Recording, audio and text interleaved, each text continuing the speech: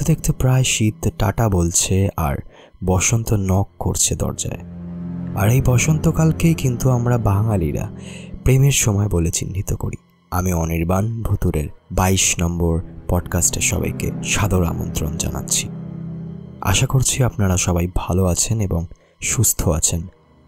আপনারা ভালোবাসেন বলেই প্রতি সপ্তাহে আমি ফিরে আসি বিভিন্ন সব অলৌকিক ও অদ্ভুত ঘটনা নিয়ে এই ইউটিউব চ্যানেলে।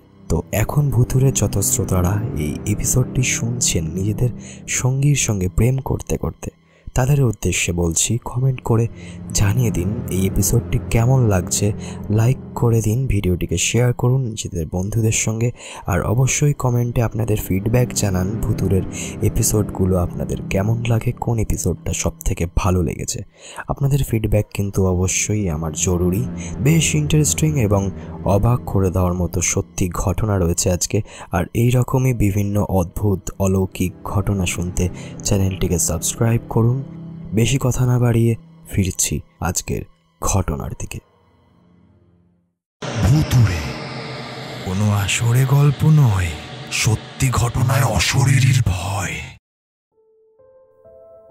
ঘটনা পাঠিয়েছেন ফারিয়া হোসেন। ফারিয়া লিখছে, দাদা আশা করি ভালো আছেন। আমি ফারিয়া, ঢাকা, বাংলাদেশ থেকে ঘটনা লিখছি। আমার আব্বুর বন্ধুর কাছ থেকে শোনা একটি সত্যি জিনের ঘটনা শেয়ার করলাম। ঘটনাটি 3টি জিনের ঘটনা। যেমনভাবে ওই চাচা আমাকে ঘটনাটা শুনিয়েছিলেন আমি ঠিক তেমনভাবেই লিখে পাঠিয়ে দিলাম। কিছু মিস্টেক থাকলে সংশোধন করে তুমি নিজের মতো পড়ে শুনিও। বছর 5 আগের ঘটনা। শাদির 1 বছর আগে আম্মু আব্বুকে নিয়ে কর্মসূত্রে ঢাকায় বসবাস শুরু করি। এমতো অবস্থায় আমি টাকা জমিয়ে ঢাকায় একটি জমি কিনি। জমিটি সম্পূর্ণ একটি পাঁচিল দিয়ে ঘেরা বাঁশ ঝাড় ছিল। তখন সবাই আমাকে জিজ্ঞাসা করেছিল আমি কেন ওই জমিটি কিনতে যাচ্ছি। আমি বলেছিলাম আমি বাড়ি বানাবো। তখন সবাই আমাকে নিষেধ করে। সবাই আমাকে বলেছিল যে জমিটি কেনার জন্য আমি মনস্থির করেছি সেটি যেন আমি আদৌ না কিনি, কারণ সেখানে রাতের বেলা অনেক কিছু দেখা যায়, অনেক শব্দ শুনতে পাওয়া যায়, জমিটি ভালো না। আমি সেসব কথা কানে না নিয়ে জমিটি কিনে ফেলি, কারণ আমার বাড়ি বানানোর জন্য জমির প্রয়োজন ছিল। আর আমি কখনো এই জিন এইসবে বিশ্বাস করতাম না। জমিটি কেনার পর আমি আবার নিজ কর্মস্থলে চলে যাই। 2 বছর পর চিরদিনের জন্য আমি ঢাকা শহর থেকে পরিবার নিয়ে বাসায় চলে আসি। আসার পর সেই জমিটিকে লোকজনদের দিয়ে পরিষ্কার করিয়ে একটি সুন্দর টিন শেডওয়ালা বাড়ি নির্মাণ করি। যখন বাড়ি নির্মাণের কাজ শুরু হয় তখন সমস্যা হয়নি। সমস্যা শুরু হলো বাড়িটিতে বসবাসের জন্য যখন নির্ধারণ করলাম সেদিন থেকে। তো সময় মতো নতুন বাড়িতে পাড়া প্রতিবেশী, মসজিদের ইমাম সাহেব আরও মুরব্বীদের নিয়ে মেহফিল করে থাকা শুরু করি। ঘটনা শুরু হয় প্রথম দিনেই। আমি বাজার থেকে রাতে বাসায় ফিরে জানতে পারি বাড়ির বাইরে খুব উচ্চস্বরে বেড়ালের আওয়াজ শোনা যাচ্ছে, এবং আম্মুর কাছ থেকে জানতে পারি অনেকক্ষণ ধরেই খুব ভয়ঙ্করভাবে বাড়ির বাইরে বেড়াল ডাকছে। মুহূর্তেই আমি একটা লাঠি নিয়ে বেরোতেই সব কিছু বন্ধ হয়ে যায়। আমি তেমন কিছু একটা মনে করিনি, বিষয়টিকে স্বাভাবিকভাবেই এড়িয়ে যাই। রাতটা সুন্দরভাবে কাটিয়ে পরের দিন প্রতিবেশীকে জিজ্ঞাসা করতেই জানতে পারলাম যে প্রায় রাতেই নাকি তারাও এই বিড়ালের শব্দ শুনতে পান। দ্বিতীয় দিন রাতে ঘুমানোর জন্য প্রস্তুতি নিচ্ছিলাম, হঠাৎ আওয়াজ শুনতে পাই 2 থেকে 3 জনের মতো হবে, কথাবার্তা বলছে তারা নিজেদের মধ্যে, কিন্তু কী নিয়ে ঠিক কথাবার্তা বলছে, কী নিয়ে আলোচনা করছে সেটি বোঝা যাচ্ছে না। ইতিমধ্যেই শুনতে পাই কেউ একটা কুয়োতে বালতি ফেললো এবং দড়ি টেনে সেই কুয়ো থেকে জল তুলল। আমি ডাকলাম, কে কে ওখানে, কে এত রাতে? কোনো শব্দ নেই। নিমিষেই সব চুপ হয়ে গেল। আমার আম্মু আব্বু ঘুমিয়ে গিয়েছিল, তাই আর সাহস পেলাম না। কিছুক্ষণ পর আবার ওই একই শব্দ, কুয়োতে বালতি ফেলার শব্দ। আমি দরজার বাইরে বেরিয়ে যা দেখলাম তা দেখার জন্য আমি একদমই প্রস্তুত ছিলাম না। আমি দেখি কুয়োর পাড়ে কেউ নেই, অথচ মনে হচ্ছে কুয়োতে কেউ বালতি ফেলছে এবং সেই বালতি টেনে কুয়ো থেকে তুলছে এবং বালতি থেকে পানি কুয়োর পাড়ে ফেলছে। এই একই জিনিস বারবার হয়েই চলেছে। কুয়োর ওখানে বাল্ব দেওয়া ছিল, তাই সমস্ত জিনিসটা পরিষ্কার বোঝা যাচ্ছে। আওয়াজটা ঠিক আগের মতনই হয়েই চলেছে। আমি নির্বাক হয়ে সেই সব দৃশ্য দেখছি। চারিদিক যেন অন্ধকার মনে হচ্ছে আমার, গলায় কোনো আওয়াজ বেরোচ্ছে না। আমি নিশ্চুপ হয়ে দাঁড়িয়ে আছি। হঠাৎ শব্দটা থেমে গেল। আমার আম্মু বললেন, বাইরে কে আছে? আমি আওয়াজ পেয়ে চমকে উঠলাম। আমি বললাম, ও কিছু না, কারণ আমার সাথে ঘটে যাওয়া ঘটনা বললে তারা হয়তো ভয় পাবে। আরেকটা কথা, রাতে কাউকে আমার বাসায় আসতে হলে মেন গেট থেকে আসতে হবে, কিন্তু গেট তো বন্ধ। তাছাড়া বাসা পুরো টিন দিয়ে ঘেরা। আমি বিষয়টা নিয়ে খুবই চিন্তিত হয়ে পড়লাম। কি হচ্ছে বাসায়, আমি কি করব কিচ্ছু বুঝতে পারছিলাম না। কোনো রকম সেই রাতটাও কেটে গেল। আমি তৃতীয় দিন রাতে খাওয়া শেষ করে শোয়ার প্রস্তুতি নিচ্ছিলাম। হঠাৎ বাসার বাইরে দমকা হাওয়া শুরু হলো। বাসার চালে ধূপধাপ পাথর পড়ার শব্দ হচ্ছে, মনে হবে চারিদিকে শিলাবৃষ্টি হচ্ছে।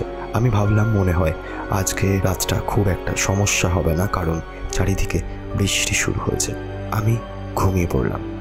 পরের দিন লক্ষ্য করলাম অবাক করা কাণ্ড, কোথাও কোনো বৃষ্টি হয়নি, শুধু আমার বাড়িতেই এইরকম হলো। বিষয়টা বুঝতে পারলাম আমার সাথে খুব খারাপ কিছু হতে চলেছে। আমি কোনো কিছু না ভেবে আমার বাসার নিকট মসজিদে ইমাম সাহেবের কাছে সব ঘটনা খুলে বলি। তিনি সেদিন ঈশান নামাজ শেষ করে আমার বাসায় এসে সূরা কালাম পাঠ করে আমার বাসাটি বন্ধ করে দেন। এরপর প্রায় 10 থেকে 12 দিন কোনো সমস্যা হয়নি। তারপর আবার এক রাতে 3টার পর থেকে শুরু হলো অদ্ভুত সব আওয়াজ। কখনো বিড়ালের কান্না, কখনো কুয়োতে বালতি ফেলার শব্দ, রান্নাঘর থেকে ঝনঝনিয়ে বাসন পড়ে যাওয়ার শব্দ, কখনো টিনের চালের ওপর পাথর পড়ার শব্দ। সেদিন আমি প্রচণ্ড ভয় পেয়ে যাই। পরের দিন জ্বর আসে। আবার ওষুধ খেয়ে কিছুটা সুস্থ হলে আমি ইমাম সাহেবের শরণাপন্ন হই। তিনি সেদিন ঈশান নামাজ শেষ করে একজন তুলা রাশির ব্যক্তিকে নিয়ে আমার বাসায় আসেন। তিনি সেই জিনদের হাজির করান এবং তারা বলেন তারা নাকি 3 জন আছে আমাদের বাসায়। তারা নাকি এখানেই থাকে। চালে ঢিল মেরে ওরা বোঝানোর চেষ্টা করছে যে আমরা যেন এই বাসা ছেড়ে চলে যাই। ইমাম সাহেব তাদেরকে অনুরোধ করেন এখান থেকে চলে যাওয়ার জন্য। তারা বলেন তারা নাকি 200 বছর ধরে এই জমিতে আছেন, এই জায়গা ছেড়ে তারা এখন আর কোথাও যাবেন না।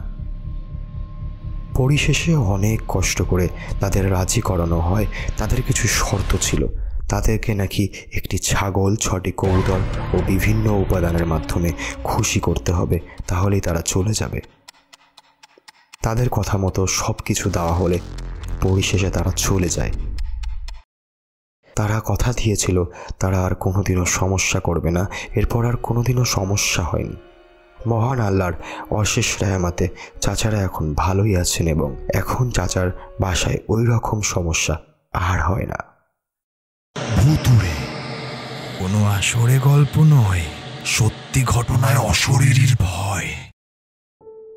তো এই হলো ঘটনা এবং আমি কিছু বলতে চাই। আমরা যখন শুনি এইসব জিন পরীদের ঘটনা, এই জিনরা আমাদের কাছ থেকে কিছু চাইছে, এই ঘটনাগুলোকে আমরা কতটা হাসি মুখে উড়িয়ে দিই, তাই না? জিনিসগুলোকে অবিশ্বাস করে আমরা এড়িয়ে যাই। কিন্তু ঘটনাটা যখন তোমার চাচার সঙ্গে ঘটলো, আমরা যদি অবিশ্বাস করি এই দাবিগুলোকে, পুরো জিনিসটাকে যদি আমরা অবিশ্বাস করি, তাহলে এখানে আমার প্রশ্ন হচ্ছে যে যখন ছাগল দেওয়া হলো, কবুতর দেওয়া হলো, তারপর কিন্তু এই ঘটনাগুলোর আর পুনরাবৃত্তি ঘটলো না। তোমার চাচা তো সমাধান পেলেন, সুরাহা তো পেলেন উনি। কীভাবে এই ঘটনাগুলিকে আজগুবি বলে বা ভুলভাল বলে আমরা এড়িয়ে যেতে পারি বা ভেবে নিতে পারি যে ঘটনাটি আসলেও কোনোদিন ঘটেনি? প্রশ্ন রইল আপনাদের কাছে, আপনাদের কি মতামত আমাকে জানান। আর আপনাদের অসংখ্য ধন্যবাদ যারা এতক্ষণ পর্যন্ত এই এপিসোডটি শুনলেন। কেমন লাগলো আজকের ঘটনা? ভালো লাগলে লাইক করুন, কমেন্ট করুন, শেয়ার করুন ঘটনাটিকে প্রচুর। আর যারা ভাবছেন আমাকে ঘটনা পাঠাবেন বা যাদের আমাকে খুঁজে পেতে অসুবিধা হচ্ছে তাদের ক্ষেত্রে বলে দিই, আমাকে খুঁজে পাওয়া কোনো কঠিন ব্যাপার না। ডেসক্রিপশানে ভুতুড়ে পেজের লিঙ্ক দেওয়া থাকবে, সেখানে গিয়ে আমাকে ঘটনা ইনবক্সে লিখে বা বলে পাঠিয়ে দিলেই হবে। এছাড়া মেল করে পাঠিয়ে দিতে পারেন আমাকে www.bhuture@gmail.com। যাওয়ার আগে মনে করিয়ে দিই, ভুতুড়ে কোনো ভূত, প্রেত, জিন, পরি, কালা জাদু এসবকে প্রমোট করে না। ভুতুড়ের কাজ শুধু এইরকমই অদ্ভুত এবং অবাক করে দেওয়ার মতো ঘটনা, অলৌকিক ঘটনাগুলোকে সবার সামনে তুলে ধরা। তাই ভুতুড়ে পডকাস্টটি অ্যাজ আ এন্টারটেনমেন্ট পারপাস হিসাবে নেওয়াই হলো বুদ্ধিমানের কাজ। ভুতুড়ে তার কোনো শ্রোতাকেই বলে না যে ঘটনাগুলোকে সত্যি বলে বিশ্বাস করতে হবে। ঘটনাগুলোকে কতটা বিশ্বাস করবেন কি করবেন না পুরোটাই নির্ভর করছে শ্রোতার ওপর। যারা এখনো ভাবছেন সাবস্ক্রাইব করবেন কি না তাদের উদ্দেশ্যে বলে দিই, নেক্সট এপিসোডে একটি হাড় হিম করে দেওয়ার মতো ভয়ানক একটি ঘটনা রয়েছে। ঘটনাটি আমার কাছে এসেছে খুলনা, বাংলাদেশ থেকে। আরও আপডেট পেতে চোখ রাখুন ভুতুড়ে চ্যানেলটির কমিউনিটি সেকশানে। আজকের জন্য এত অবধি, দেখা হচ্ছে নেক্সট এপিসোডে। শুনতে থাকো ভুতুড়ে। রবিবার ঠিক রাত 10টা মানেই ভুতুড়ে কোনো আসরে গল্প নয়, সত্যি ঘটনা শোনানো হয়।